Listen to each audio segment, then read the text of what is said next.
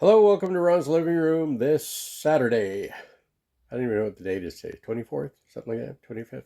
Anyway, I'm going to do my Bach collection video right now.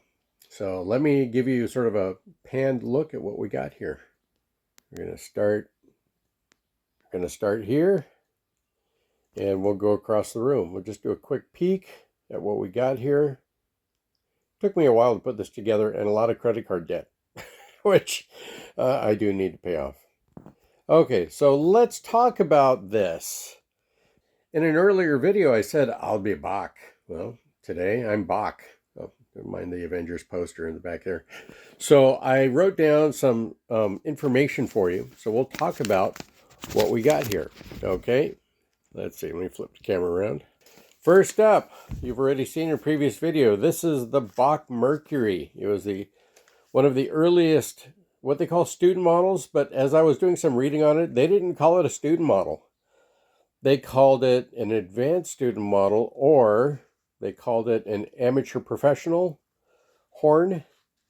So Bach wasn't marketing this as something for kids in, elementary school. They were marketing this for somebody who needed a budget professional horn, or for an advanced student. So it's got a lot of the same features as this one right here, minus some nickel. Basically, the whole horn is brass. So the Bach Mercury has a 7-inch bell. Okay, and this one's from 1952, and it was made in New York, in the Bronx. It's a 485 bore.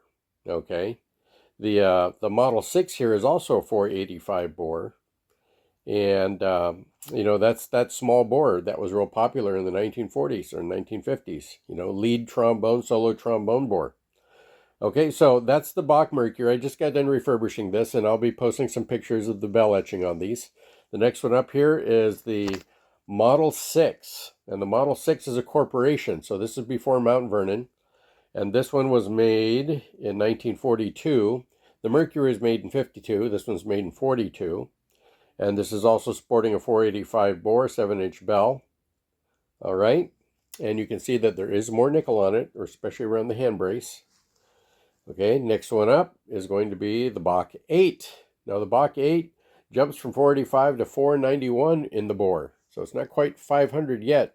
But this is kind of a rare model. You don't see them too many of these. You do see a few more 6s, but the 8's a great bore. Holton like that 490, 49, 491 bore. There's a couple makers that like that bore that was bigger than the small bore, but not as big as the 500. Okay, so the Model 8 was made in, this particular Model 8 was made in 1989. It's got a 7.5-inch bell, 491 bore, made in Elkhart, Indiana. So, because it's relatively new, 1989. Then we're going to come over here to the Model 12, the LT12, because it's got a lightweight slide. This is the one I picked up from Aiden Ritchie, who bought it from a guy named, I think his name's London. Anyway, so yeah. So you'll see, kind of go back here, that's a brass slide. This one, I haven't stripped it yet, but it looks kind of rosy. I think it's the lacquer making it that color. This one is a nickel slide, an all nickel slide.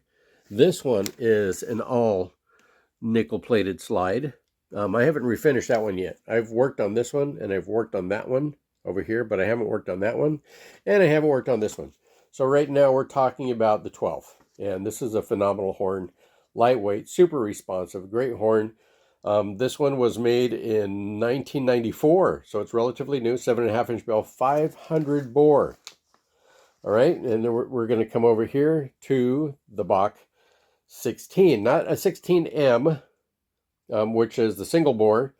It's just the straight Bach 16, which is the dual bore, 495, 509. And this one was made in 1981.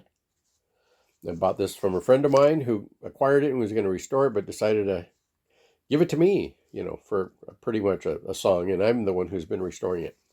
Now, I've got a piece of treasure over here. This one right here, this is the Bach 36 Open Wrap. Now, this one's relatively new, 1970, but this one came to me through an inheritance. The gentleman who used to play in the group that I'm in, Bones West, by the name of Frank Doting, he passed away, and his son asked me to sell his Bach 6 and his Bach 36, and I sold the 6 to a very, very, very appreciative musician who just loves the horn, and I'm glad it's in the right hands. And when I told them I sold one horn and I'll have the other one sold soon, they said, you know what, just keep it. We're so happy that you've taken the care to help us out with the family and take care of our dad's horns. You knew him very well. So this is an inherited horn. And I'm very, very honored. I played this at Easter to have possession of this. And this was made in 1970. It's got an 8-inch bell. It's a 525 mid-bore. And it's in great shape. And then last but not least, this is actually the very first Bach that I bought for myself way back in the mid-2000s. And this is a Bach 42, but this is a very special Bach 42. I don't know if it's a CO or if it's a TO or, or what model this is, because what I want to show you, first of all, this was made in 1990, okay? And it's got an 8.5-inch rose brass bell, 547 bore. But let's take a look at this. You can see that there are some detachable parts here. So the whole thayer valve can be removed and replaced. And you ask, replaced with what? Well, let's go over here to the case. It can be replaced with the original traditional rotor section, which is also open wrap, and it can be replaced with a straight pipe, which is right here. So it's a kind of a convertible 42 that comes with 3 pieces that you could have on it. And I actually was kicking around selling it because I just don't play the large bore anymore. Now, back to this Bach 42 over here. I did have somebody work on the linkage for me. You can see that some of the linkage pieces here are kind of short, and it makes the action a little sluggish. Now, the rotor spins fast. The rotor's fine. It's just, everything's oiled up, but because of the nature of the linkage and the fulcrum and all that other kind of mechanical stuff, it's just a little bit on the sluggish side. But it doesn't catch, it doesn't bind, it doesn't stop. It's just a little bit slow. I think I'm going to have to get that linkage modified again. So, because it was a much larger throw when you squeeze it. Now it's much shorter. So, but that's okay. So yeah, the Bach 42. So that's the Bach collection we got here. Some of you are probably very familiar with the Bach 42. Some people prefer the Con 88H. Some people prefer the King 4B or any other version of a Shires or a Getzen or an Edwards. But this is a pretty well-known horn.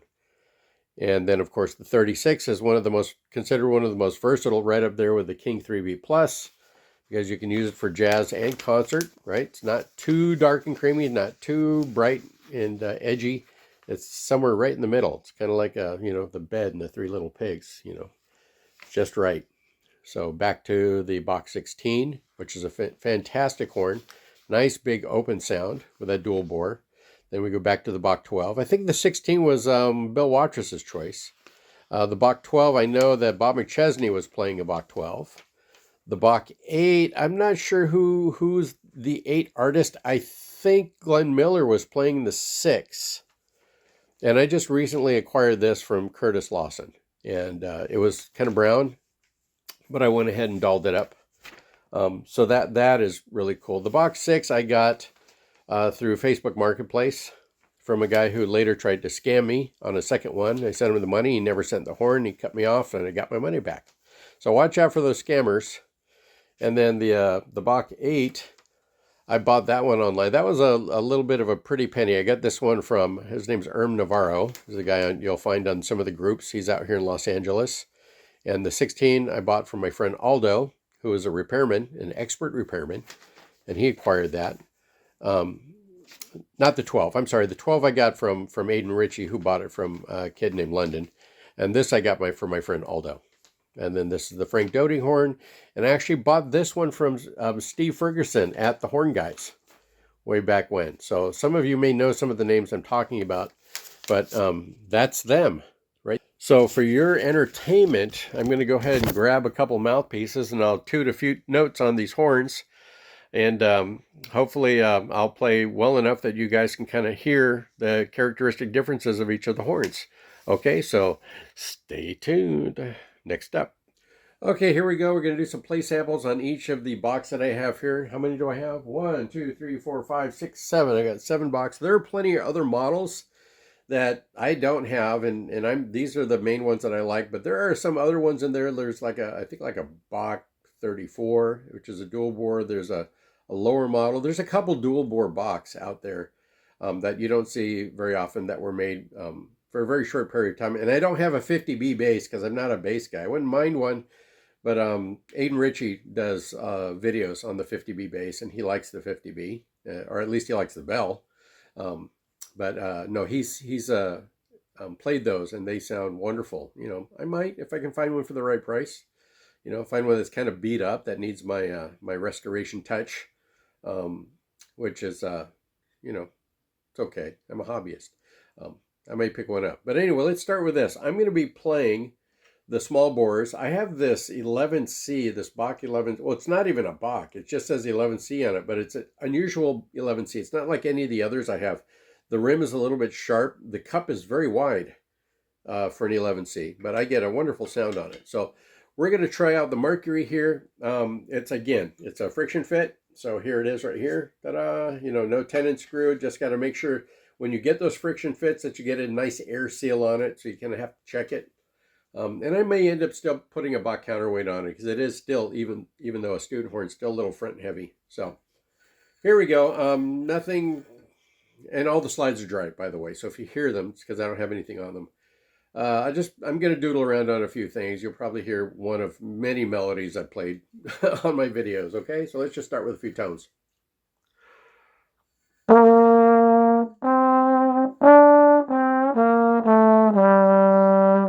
So for 485, tiny horn, all brass, it has that Bach sound, that wonderful warm Bach sound with just a splash of brightness in it.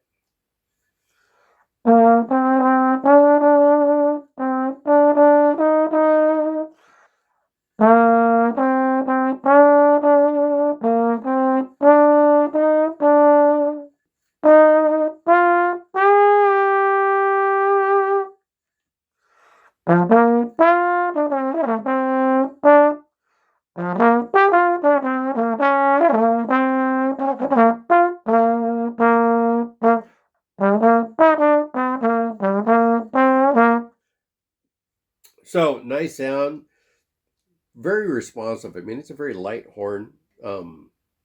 Budget professional, advanced student. If you can find one, pick it up, the Mercury. Now, after the Mercury, they made the Mercedes, and then they made the Mercedes 2. The Mercedes 2 was made after Selmer, H&A Selmer bought Bach, okay, because Bach was its own company, and then it got bought by Selmer. And so the Bach Mercedes 2 has some shared parts with some of the other horns that they made, because Selmer also owned Bundy, it owned Bach, and it owned Signet. So they had a couple different brand names that were under the Selmer umbrella. Okay, let's get to the next horn. Okay, now we're on the Bach 6, and you can see that the Bach 6 has nickel sleeves here at the top. Okay, which even though it helps with wear, it also helps with resistance. It has nickel sleeves down here around the crook, and of course I got to straighten this one out. There's a little dent there, but yeah, it's got the squarish tuning crook here and up here, and 7-inch bell. It's like that one with more stuff on it, and it's heavier. It's actually significantly heavier. Okay, so here we go.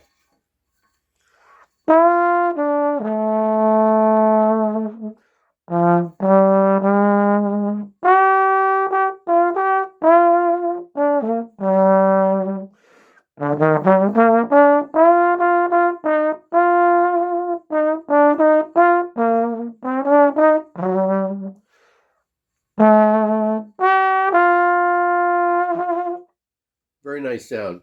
Bright, warm, bright, warm. A little bit bright. It's like there's like a little frosting of brightness on it, but the body of it has a really nice warmth to it, and that's the Bach sound.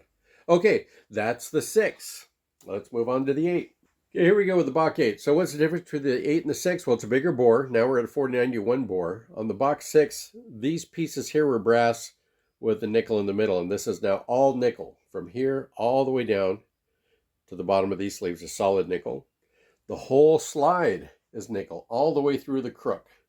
So that's going to be a lot more responsiveness out of the horn. 7.5-inch bell. Okay, but still yellow brass throughout the horn. Here we go.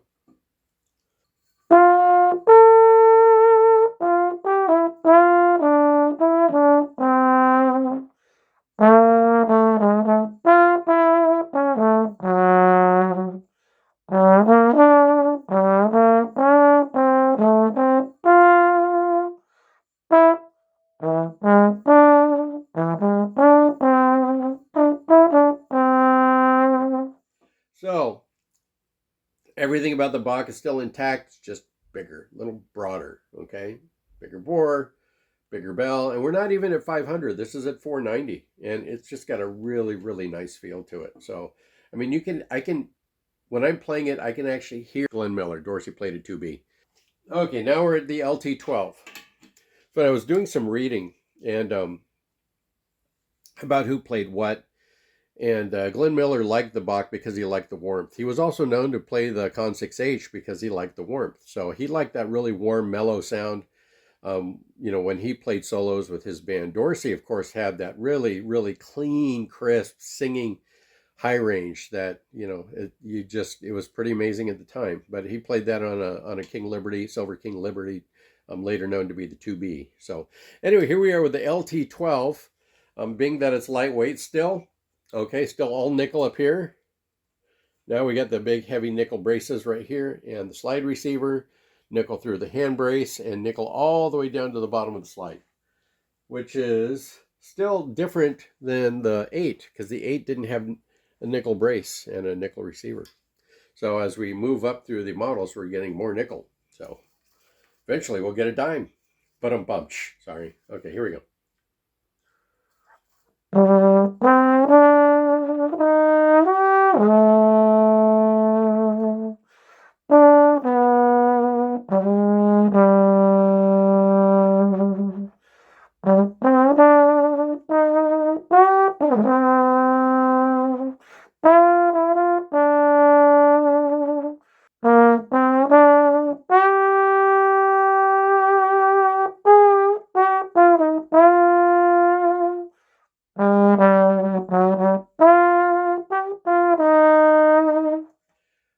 It just gets warmer. It just gets bigger. It's like having kids and you love each one of them for exactly who they are. You can't really compare them. You just know that they're yours because they all have a few facial features and idiosyncrasies that belong to you and the mother. So this is kind of how these horns are. The Bachs are the Bachs, cons are cons, kings are kings, and so on and so forth. But warm sound, nice and open. Just like a warm blanket. It's just really nice. Okay. Start to open up here. Now we're at what do we got here? Now we're at the 16, the Bach 16. A lot of people like this for the jazz horn because of the 16M would be the 508 bore, but this is the 495 508 dual bore. And sometimes people ask, what's the deal with the dual bore? Well, the smaller diameter in the top oftentimes requires you to use less air to produce your sound. And then when it gets around the crook and hits the larger tube, then the sound expands. So it becomes more conical in a sense. And then once it hits the gooseneck, it continues to expand up through. You can see here, it's smaller here, it gets around, gets big, and continues to grow. So it's like I said, it's a big warm sound on this one. So the Bach 16, big sound, 7.5 inch bell. No, I don't know the details about the other models. It could be that the 16M might have an 8-inch bell. I'm just guessing at this point because I don't have the facts in front of me. Okay, same mouthpiece. Here we go.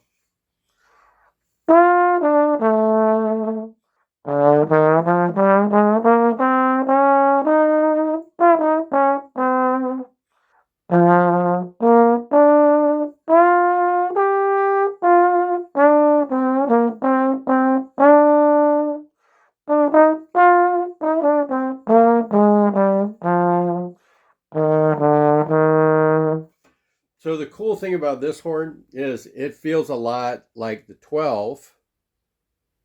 When I initially attack and play into the horn, I can hear the 12 in there, but then the 12 gets bigger. And I think that, of course, is the dual bore. And, olds love dual bores. Almost everything they had was a dual bore until you got to the operas. And then those were either 547 or 553. But, they were always the 485, 500 bores. So this is a good one. And then Kahn made a couple dual bores that was designed by Jake Burkle, and that was the 30H and the 32H. So, and those are still very sought after. I got a couple of those. My 30s aren't in really great condition, but I got a couple 32s and that I'll be refurbing and selling soon. So again, like with all my videos, if you see something I'm playing and you're interested, let me know if you're interested and I'll let you know whether or not I'm selling it. But a lot of things I will be selling soon. Okay, now we're done with the single bores. Not the single bores, the non-trigger tenors. And now I'm going to jump up here to the Bach 36B, which is significantly heavier. It's got more tubing on it. A lot of the same characteristics. You got the nickel up here in this top section. You have the nickel sleeves up here in the tuning section. You have the nickel brace, the nickel receiver, the nickel brace, the all nickel slide. So, Bach anneals their bells pretty heavily to soften the metal, to make it absorb more of the higher vibration and to give it that warmer tone. And then they give you all this nickel to kind of brighten it up at the same time. Now, I've watched several videos on metallurgy and trombones, and the harder the metal, the less it absorbs the high frequencies, so it just kind of sends it through. Like I said, it's kind of like skating on ice, and then you get to the soft metal, and it's like the ground gets softer and muddier. So my guess is they wanted the vibrations to get all the way through the slide before it hits the brass and starts to warm up. So anyway, let's play a couple things on this one. Same mouthpiece.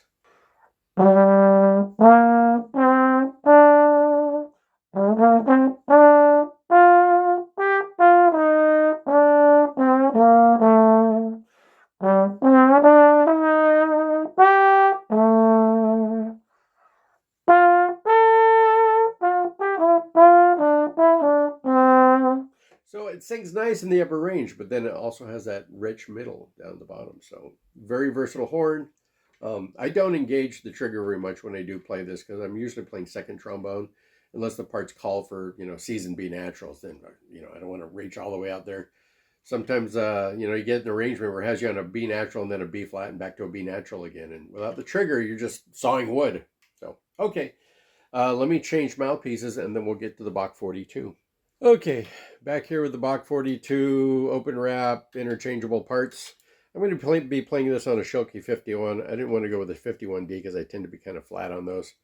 I do have a 5G. I've got a Marcinko's 5GW, but we're gonna go with the 51 here. I put this on the scale. This whole thing weighs in without the mouthpiece at 4.5 pounds. 4.5 pounds, which is what, 4 pounds 8 ounces. Pretty heavy. Now, a lot of you guys who are bass trombonists are going to be, it's nothing. What are you whining about? I'm like, well, when you're playing small tenors that are basically, 2 to 3 pounds, it's a big change. Okay, here we go.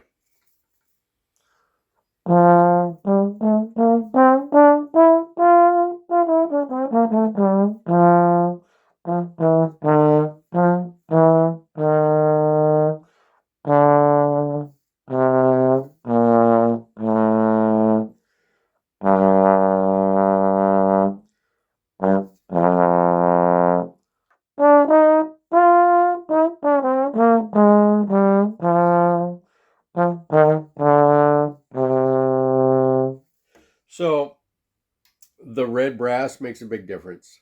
It warms it up even more than the yellow brass bells, of course. Let's see, what else can I say about it? It's still an all nickel slide. You got nice response through the slide. It's warm. It's warm. I'm sure if this had a yellow brass bell, it'd be a little more responsive. A friend of mine actually had a Bach 42. It wasn't this model, but it was the open F attachment, and somebody had scratched the bell, scratched all the lacquer off the bell, and it was scratchy. And I'm like, what the heck happened to that? He goes, his college professor suggested that he take the lacquer off the bell, so he did it himself. And I'm like, it looks horrible. He goes, pick it up and play it. I picked it up, and the first note just spoke instantly. It was the most responsive, snappy Bach 42 I ever played. I'm just like, wow, this is incredible. The whole reason why I went to the Bach 42 is because I wanted that deep creamy color. I was playing in a college ensemble, kind of sitting in, and the types of pieces we were playing were very chorale-like, and I just wanted to have that really resonant, warm tone. The horn I traded in for this one was actually the Con 88 HCL, the Christian Lindbergh model, which was all sterling silver bell with the gold pieces and everything. Boy, it was just a pretty piece of jewelry, and that was super snappy and responsive, and it just seemed too bright for me at that time. I'm finding myself liking things that are a little more responsive. So I've got a 1956 Con 80H I had refurbed, and that one's pretty nice too. But this particular horn, the 42G, because you'll see G on it for the gold brass, warm, creamy. It's like fluffy chocolate coming out of the horn. So if you're looking for that fluffy chocolate, this is the model. I'm not going to belabor you by swapping the parts out and playing the different ones because it's just going to make this video really long. But I just wanted to share these with you, and I hope you appreciate those of you who are unfamiliar with Bachs or only have one Bach or no Bachs, that you had an opportunity to, at least from my point of view and my little screen here, a chance to see them and hear them and get my insight on them. There are other fellows out there like Keith Hinton with the trombone shop. Very articulate guy. He can give you a ton of detail, in terms of the physics. Samuel plays brass, is an engineer, okay, and he will cover the details on horns like an engineer does. I'm just an old man. I'm a hack. I'm a dad. I've been playing trombone a long time, so you're going to get sort of the simple explanations from Mr. Hobbyist here. So anyway, nevertheless, I hope you enjoyed this episode. If you did, pass it around, share it with some friends, ask them to subscribe. I think I got to 334 subscribers. I got like 4 or 5 subscribers here just in the last 24 hours. So thank you for whoever you are. And I'm trying to get to 500 by June. So I've got another 160 some odd, subscribers to try to gather and attract to my station. So the sooner we get there, the better. It's just a milestone. I don't know if I'm going to get anything for it. I was hoping to put little super thanks button on there, at 500, but they're constantly changing their monetization on this stuff. So we'll see. Anyway, but yeah, help me get up there. It's big for us, and I just got started last June, so I'm just having a lot of fun with this, and hopefully you're having a lot of fun with it also. Okay, talk to you soon. Stay tuned. I'm going to be doing some more reviews. I haven't even touched my Bishers. I haven't touched my Yorks. On my channel here, look around. I review Holtons. I haven't done my Con collection yet, or my King collection, but I've done other collections of horns that I have, and I will slowly be refurbing and selling some of the duplicates that I have, and eventually more than that. So stay tuned. Watching my channel is a little bit like insider trading. You'll find out what it is that I'm working on that will be up for sale soon. And oh yeah, and I did stuff on the vintage Getsons. So there's a lot of info out there. It may not be super thorough info, but it may be stuff that you've never seen before. Okay, thanks a bunch. Talk to you soon. Bye-bye.